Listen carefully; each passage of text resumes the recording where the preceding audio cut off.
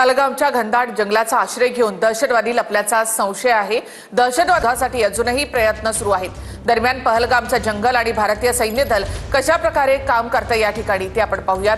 Ground report आमचे प्रतिनिधी संदीप राजगोळकर यांच्याकडून।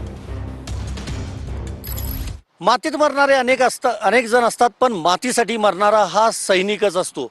पहलगाममध्ये जो भ्याड हल्ला झाला दहशतवाद्यांचा, त्यानंतर संपूर्ण देशभरामध्ये सध्या संतापाची लाट उसळलेली आहे।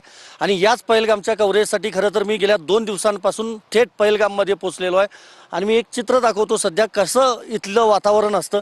हे तर पहलगाम आहे, जम्मू काश्मीरमधलं।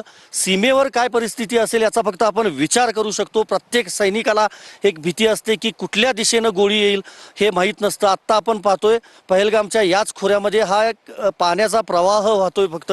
आणि बाजूला जर पाहिलं तर हा सगळा परिसर निर्मनुष्य आहे। पक्ष्यांचा किलबिलाट काही प्रमाणामध्ये फक्त या ठिकाणी आपल्याला ऐकायला येतो।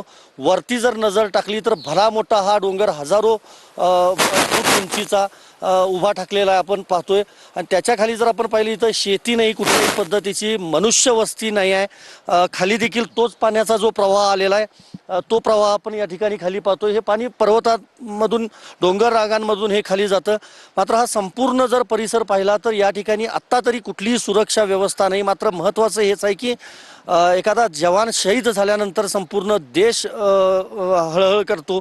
मात्र त्या जवानाची किंवा त्या सैनिकाचं काम किती आहे याची प्रचिती खरं तर बॉर्डरवर आल्याशिवाय किंवा ज्या ठिकाणी असे हल्ले होत असतात तिथं आल्याशिवाय खरं तर होत नाही।